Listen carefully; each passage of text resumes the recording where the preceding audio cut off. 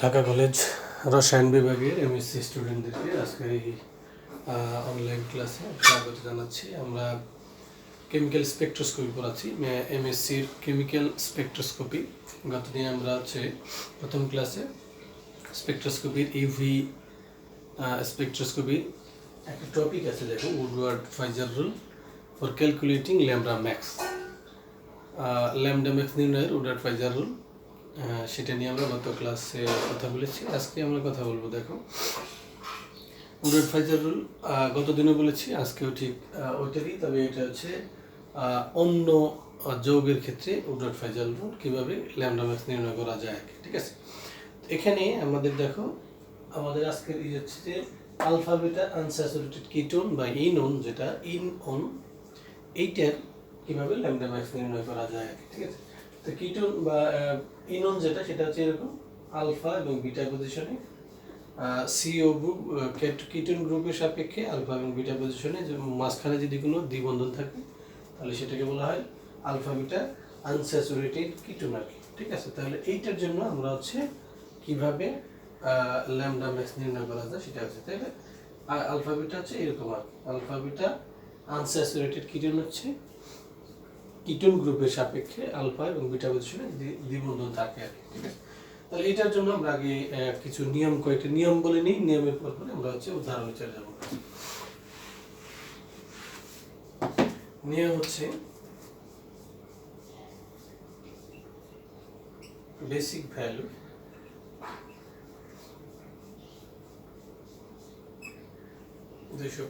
Nanometre.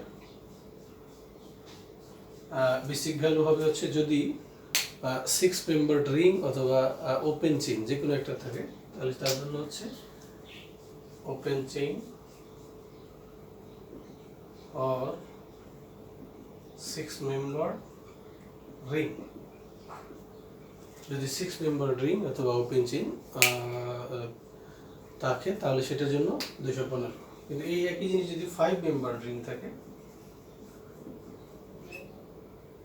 5 member ring তাহলে সেটার জন্য 202 ন্যানোমিটার। তাহলে বেসিক ভ্যালু দুই রকম, যদি ওপেন চেইন এবং 6 মেম্বার রিং থাকে তার জন্য 215, আর যদি হচ্ছে 5 মেম্বার রিং থাকে তার জন্য তার হলো 202 ন্যানোমিটার। একটু খেয়াল করলে হবে যে 5 মেম্বারের জন্য, 5 মেম্বারের জন্য বা 5 সদস্যের একটা রিং যদি থাকে তাহলে তার জন্য 202, বাকি সব ক্ষেত্রের জন্যই আমাদের হচ্ছে 215 ন্যানোমিটার বেসিক ভ্যালু, ঠিক আছে। তাহলে 5 মেম্বারের জন্য 202 আর বাকি সব ক্ষেত্রের জন্য 215 ন্যানোমিটার। আমরা যেগুলো ব্যবহার করবো এর মধ্যে দুটি, ঠিক আছে। এটা হচ্ছে আমাদের বেসিক ভ্যালু, একদমই বেসিক ভ্যালু। এর সাথে ইনক্রিমেন্ট হবে, যোগ হবে। কি যোগ হবে? তাহলে বেসিক ভ্যালুর সাথে ইনক্রিমেন্ট কি হবে? ইনক্রিমেন্টগুলো উপরে দেখি।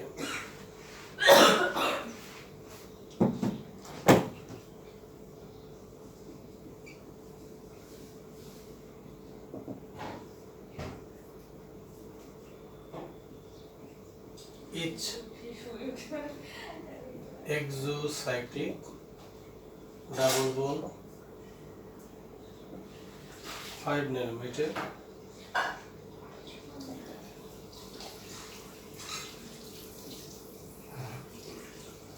substituent or ring residue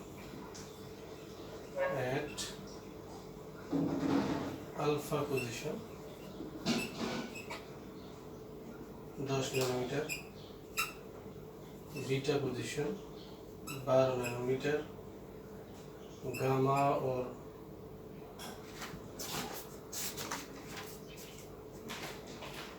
delta or higher 18 nanometer। আচ্ছা, ইনক্রিমেন্ট আমাদের যে বেসিক ভ্যালু, এর সাথে যদি এইগুলো থাকে তাহলে এগুলো হচ্ছে অ্যাড হবে। কি? একটা হচ্ছে exocyclic double bond, for each exocyclic double bond, প্রত্যেকটা এক্সোসাইক্লিক ডাবল বন্ডের জন্য, দ্বিবন্ধনের জন্য 5 ন্যানোমিটার করে যোগ হবে আর কি, ঠিক আছে। তারপরে অ্যালকাইল সাবস্টিটিউয়েন্ট বা রিং রেসিডিউ, অ্যালকাইল সাবস্টিটিউয়েন্ট বা রিং রেসিডিউ যদি থাকে ওই আমাদের যে সিস্টেম বা যে যে যে যৌগটা বলা থাকবে সেটা আমাদের যদি অ্যালকাইল সাবস্টিটিউয়েন্ট ও রিং রেসিডিউ থাকে তাহলে প্রত্যেকটার জন্য ইনক্রিমেন্ট হবে বা যোগ হবে। সেটা হচ্ছে যদি আলফা পজিশনে থাকে অ্যালকাইল সাবস্টিটিউয়েন্ট বা রিং রেসিডিউ যেটাই হোক, যদি আলফা পজিশনে থাকে 10 ন্যানোমিটার করে যোগ হবে, যদি বিটা পজিশনে থাকে তাহলে 12 ন্যানোমিটার করে যোগ হবে, যদি গামা ডেল্টা অথবা হায়ার যে কোনো পজিশনে থাকে তাহলে সেটার জন্য প্রত্যেকটার জন্য 18 ন্যানোমিটার করে যোগ হবে। ঠিক আছে, তাহলে আলফা পজিশনে থাকলে 10, বিটা পজিশনে 12, গামা অথবা ডেল্টা অথবা হায়ার বা তারপরে যদি থাকে ডেল্টা প্লাস 1, ডেল্টা প্লাস 2 ইত্যাদি ইত্যাদি যদি থাকে তাহলে সেগুলোর জন্য 10 ন্যানোমিটার করে 18 ন্যানোমিটার করে যোগ হবে। প্রত্যেকটা অ্যালকাইল সাবস্টিটিউয়েন্ট হোক আর রিং রেসিডিউ হোক প্রত্যেকটার জন্য একই যোগ হবে। ঠিক আছে, এটা হলো ইনক্রিমেন্ট দুটো গেল। আর এরপরে আর দুটো ইনক্রিমেন্ট আছে, ওগুলো আমরা লিখে দিই, উপরে লিখি। তাহলে এক্সোসাইক্লিক ডাবল বন্ড প্রত্যেকটার জন্য 5 ন্যানোমিটার, আর হচ্ছে রিং রেসিডিউ বা অ্যালকাইল সাবস্টিটিউয়েন্ট প্রত্যেকটার জন্য আলফা পজিশনের জন্য 10, বিটা পজিশনের জন্য 12, গামা অথবা ডেল্টা অথবা তার উপরের দিকে যত delta plus 1, delta plus 2, delta plus 3 মানে উপরের দিকে যত থাকবে প্রত্যেকটার জন্য 18 ন্যানোমিটার করে যোগ হবে। ঠিক আছে, 3 number, for each double bond extending conjugation 30 nanometre করে যোগ হবে। ডাবল বন্ড এক্সটেনশন যদি থাকে আমাদের যে সিস্টেমটা আলফা বিটা আনস্যাচুরেটেড কিটোন, এর বাইরে যদি ডাবল বন্ড কনজুগেশন আকারে থাকে তাহলে সেটার জন্য 30 ন্যানোমিটার যোগ হবে। আর একটা ফাইনাল হচ্ছে হোমো অ্যানিউলার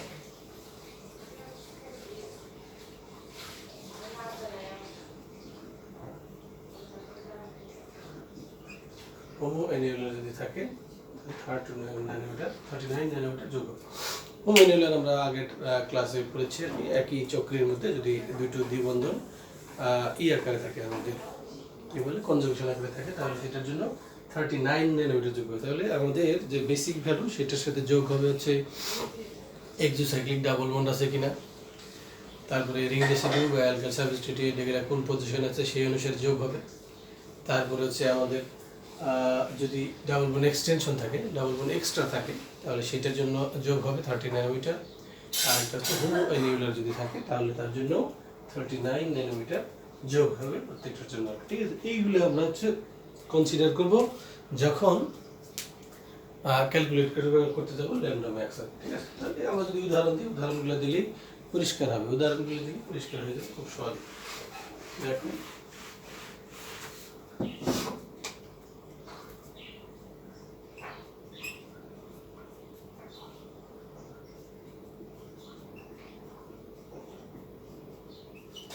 এটা একটা যৌগ, আগে দেখতে হবে আমরা যে সিস্টেমের কথা বলছি সেই সিস্টেমটা আছে কিনা। আমরা হচ্ছে এখন কথা বলছি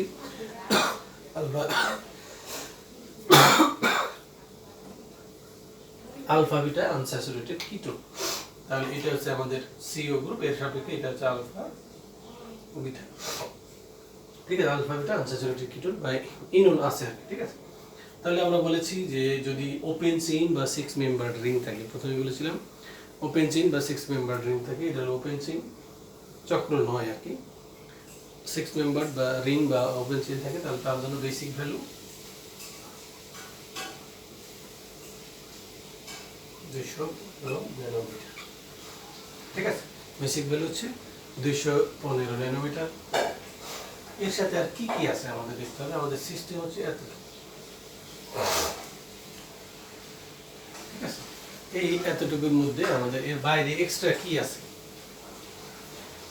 এর বাইরে আমাদের যদি এক্সট্রা কিছু থাকে আমাদের এইদিকে দেখো আলফা বা বিটা পজিশনে বা এই দিকে যদি কোনো কিছু থাকে তাহলে সেটা আমাদের যোগ হবে। এখানে আছে দেখো বিটা পজিশনে দুইটা অ্যালকাইল সাবস্টিটিউট আছে, এই একটা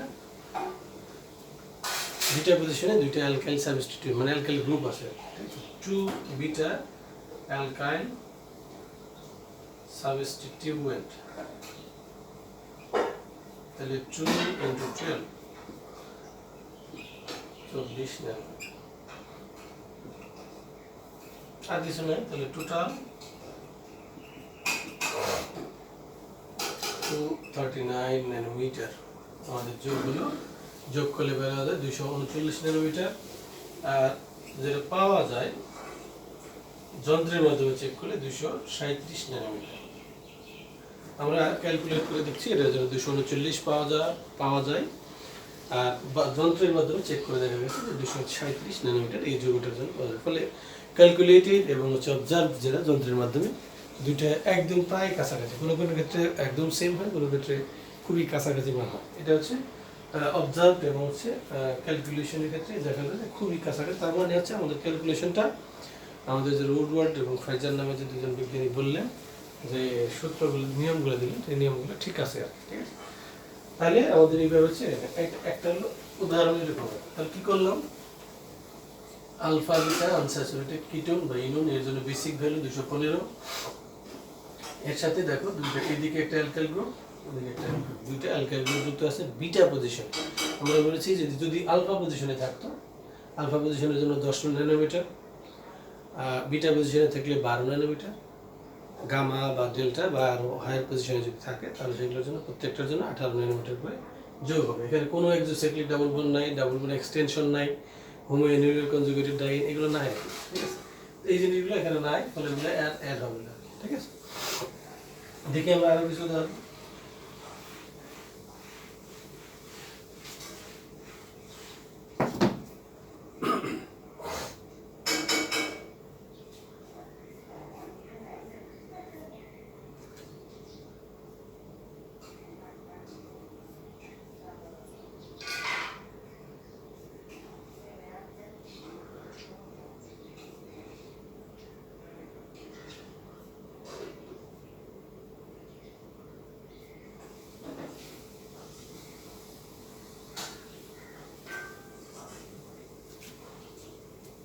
এরকম একটা যৌগ দেখে অনেক সময় ভরকে যেতে পারে, হ্যাঁ হ্যাঁ এত বড় যৌগ কি ইত্যাদি ইত্যাদি, এগুলো নিয়ে আমাদের অরিড হওয়ার কিছু নাই। আমাদের দেখতে হবে বেসিক অংশ, যে অংশ আমরা যেটা নিয়ে চিন্তা করবো সেটা আছে কিনা। আমাদের হচ্ছে কিটোন গ্রুপ আছে কিনা, সিও গ্রুপ, এর সাথে আলফা এবং বিটা পজিশনে দ্বিবন্ধন আছে কিনা। এই দুটো বিষয় যদি থাকে তাহলে হচ্ছে বাকিগুলো নিয়ে আমাদের ইগনোর করতে হবে, ঠিক আছে। তাহলে এটা হচ্ছে আলফা অবস্থান, বিটা অবস্থান, গামা ডেল্টা ইত্যাদি অনেক কিছু আছে। তাহলে আমাদের যেটা করতে হয় সেটা হচ্ছে বেসিক ভ্যালু কত,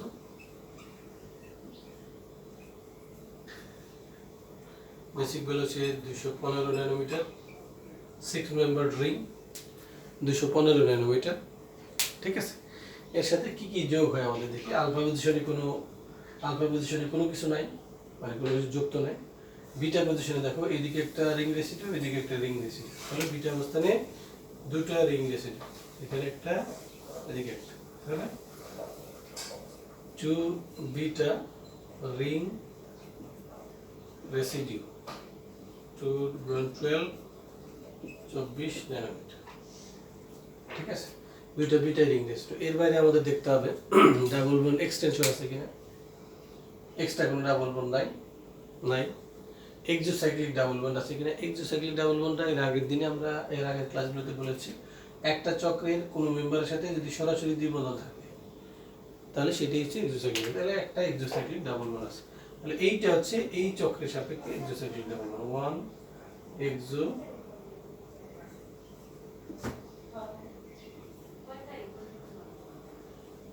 ডাবল বন্ড, তাহলে 5 ন্যানোমিটার, ঠিক আছে। ডাবল বন্ড এক্সটেনশন নাই, হেক্সোসাইক্লিক ডাবল বন্ড একটা আছে। তারপর হচ্ছে আমাদের গামা বা ডেল্টা পজিশনে কিছু নাই, হোমোনিউক্লিক কনজুগেটেড ডাইন নাই, ফলে বাকি আর কিছু নাই। এগুলো যদি আমরা যোগ করে দিই টোটাল হচ্ছে 244 ন্যানোমিটার। আর অবজার্ভ বা যন্ত্রের মাধ্যমে দেখা গেছে এটা হচ্ছে 241 ন্যানোমিটার পাওয়া যায়, ঠিক আছে। মানে খুবই কাছাকাছি একটা মান পাওয়া যায়, ঠিক আছে। তাহলে এটা হচ্ছে ক্যালকুলেটেড, একটা হচ্ছে একটা যৌগ দেওয়া হলো, সেই যৌগটা একটা ক্যালকুলেটেড, এই হচ্ছে এরকম, ঠিক আছে। আমরা যদি আরো কিছু উদাহরণ দেখি, আরও কিছু বড় বড় যৌগ দেখি, সেটা দেখো। তাহলে এটা কি করলাম, এইটুকু অংশের জন্য বেসিক ভ্যালু হচ্ছে 215, আর এর আলফা পজিশনে কিছু নাই, বিটা পজিশনে দুইটা রিং রেসিডিউ, এদিকে একটা এদিকে। রিং রেসিডিউ মানে হচ্ছে রেসিডিউ হচ্ছে নর্মালি প্র্যাকটিক্যালে যেটা ব্যবহার করা হয় সেটা হচ্ছে আমাদের কেমিস্ট্রি প্র্যাকটিক্যাল তোমরা জানো রেসিডিউ হচ্ছে নিচের দিকে তলানি যে পড়ে থাকে, ঠিক আছে। তো এরকম রেসিডিউ হচ্ছে এখানকার ঠিক তাই, মানে বোঝানো হচ্ছে যে রিং, অবশিষ্ট রিং আর কি, বিটা পজিশনে রিং এর যুক্ত আছে, এটা হচ্ছে রিং রেসিডিউ, ঠিক আছে। এটার জন্য দুইটার জন্য 12, 24 আর ঠিক আছে। আর এক্সোসাইক্লিক একটা ডাবল বন্ড আছে এই চক্রের সাপেক্ষে, ফলে এটার জন্য 5 ন্যানোমিটার যোগ হবে, যোগ করলে 244 ন্যানোমিটার আমাদের হচ্ছে, ঠিক আছে। আরো কিছু যদি উদাহরণ দেখি আমরা,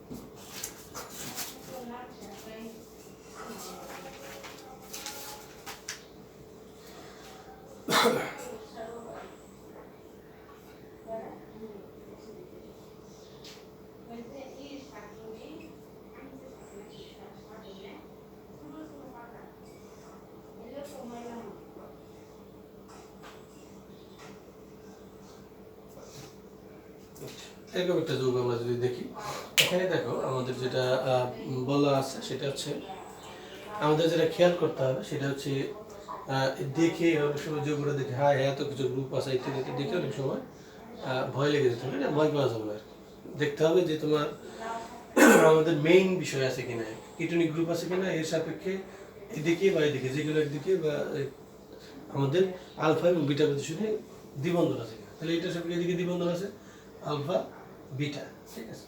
তো বিটা, আলফা এবং বিটা এর মাঝখানে আমাদের দ্বিবন্ধন আছে, অর্থাৎ আমাদের সিস্টেমটা আছে। তাহলে বেসিক ভ্যালু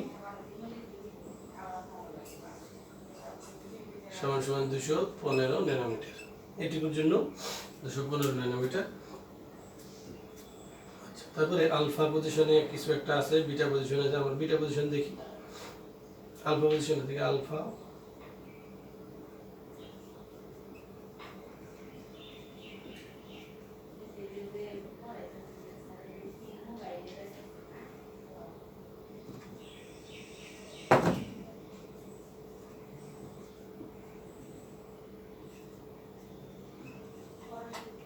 আলফা পজিশনে যদি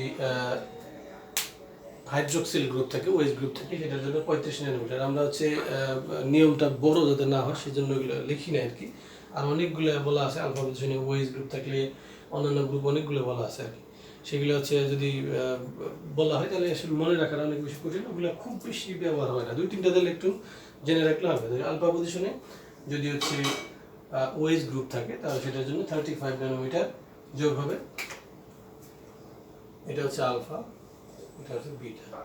তাহলে বিটা পজিশনে দেখো, বিটা পজিশনে এদিকে একটা রিং রেসিডিউ, এদিকে একটা আছে অ্যালকাইল সাবস্টিটিউয়েন্ট, তাহলে 1 ring residue at beta position 12 nanometre, 1 alkyl substituent at beta position 12 nanometre, ঠিক আছে। তাহলে এখানে বিটা পজিশনে এদিকে একটা অ্যালকাইল গ্রুপ CH3, এটার জন্য 12 ন্যানোমিটার, আর এদিকে একটা অ্যালকাইল সাবস্টিটিউয়েন্ট, এটার জন্য 12 ন্যানোমিটার, দুটোর জন্য মোট 24 ন্যানোমিটার যোগ হলো। তাহলে এই দুটোকে যদি আমরা এগুলোকে যদি একসাথে করি, total is equal to 274 nanometre, ঠিক আছে। বাস্তবে আমরা যখন এটা মানে যন্ত্রের মাধ্যমে করতে যাই আর কি, এটাকে যন্ত্রের মাধ্যমে 274-এর জায়গায় আমরা হচ্ছে পাই হচ্ছে 275 ন্যানোমিটার, একদমই খুবই কাছাকাছি, ঠিক আছে। ফলে আমরা বলতে পারি যে এই যৌগটা যে ক্যালকুলেশন বা আমাদের যে ক্যালকুলেশনটা ঠিক আছে, ঠিক আছে। আর একটা বিষয় খেয়াল করতে হবে, আমাদের যখন আমরা ক্যালকুলেট করতে যাব এটা দুটো বিষয়, একটা হচ্ছে প্রথমে দেখতে হবে আমাদের সিস্টেমটা ঠিক আছে কিনা, আমরা যে যৌগটা যেমন ডাইন যখন করতেছি তখন ডাইনটা আছে কিনা কনজুগেশন আকারে, আমরা হচ্ছে ইনন করতেছি এখন, ইননের ক্ষেত্রে ইনন আছে কিনা, আলফা এবং বিটা পজিশনে দ্বিবন্ধন আছে কিনা, থাকার পরে বাকিগুলো হচ্ছে যোগ করতে হবে, ঠিক আছে। যেহেতু 6 মেম্বার রিং, এটা জন্য বেসিক ভ্যালু 215, এর সাথে আলফা পজিশনে ওএইচ গ্রুপ থাকার কারণে এর জন্য 35 ন্যানোমিটার যোগ হবে, বিটা পজিশন একটা অ্যালকাইল সাবস্টিটিউটের জন্য 12, একটা রিং রেসিডিউর জন্য 12 যোগ করি, মোট হচ্ছে টোটাল যদি আমরা যোগ করি 274 হচ্ছে আমাদের ক্যালকুলেটেড ভ্যালু। এটা অবজার্ভ ভ্যালু, যেটা আমাদের যে আমরা যে করতে চাই, কি বলে, যন্ত্রের মাধ্যমে যদি আমরা বের করতে চাই, তাহলে দেখা গেল 275 ন্যানোমিটার বের হচ্ছে। ঠিক আছে, এটা হচ্ছে একটা উদাহরণ। আরেকটা উদাহরণ দিই আমরা, তাহলে উদাহরণগুলো বারবার প্র্যাকটিস করলে এগুলো হচ্ছে ক্লিয়ার হবে।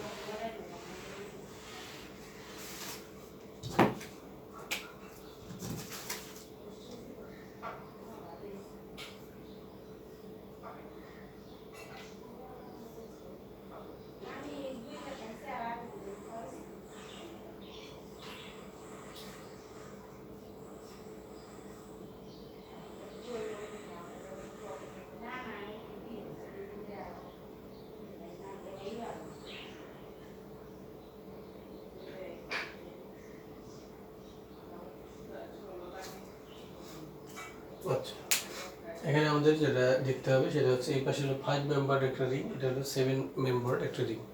তা আমাদের এটা কোনটা ধরবো আমরা, 5 মেম্বার ধরবো না 6 মেম্বার বা 7 মেম্বার ধরবো?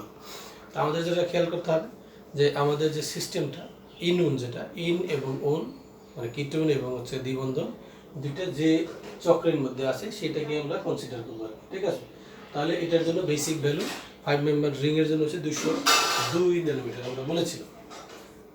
Basic value 202 nanometre. এটা হচ্ছে আমাদের alpha position, beta, gamma, delta, এই পাশে আরো যদি যাইতে থাকে ডেল্টা প্লাস 1, ডেল্টা প্লাস 2 এরকম। ঠিক আছে, তাহলে বেসিক ভ্যালু হতো। এখন দেখো বিটা অবস্থানে, যেটা বিটা অবস্থানে একটা অ্যালকাইল সাবস্টিটিউট আছে, 1 বিটা অ্যালকাইল সাবস্টিটিউয়েন্ট।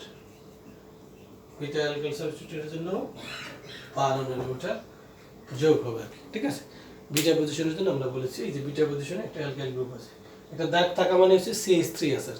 এখানে যদি CH3 দিয়ে দেয় দাগ দিয়ে, তাহলেও অসুবিধা নেই, CH3 না দিলেও তোমরা জানো আর। ঠিক আছে, তারপরে দেখো বিটা পজিশনে আছে, গামা পজিশনে দেখো এখানে একটা অ্যালকাইল সাবস্টিটিউট রিং রেসিডিউ আছে, 1 গামা রিং রেসিডিউ। গামা পজিশনে একটা রিং রেসিডিউ আছে।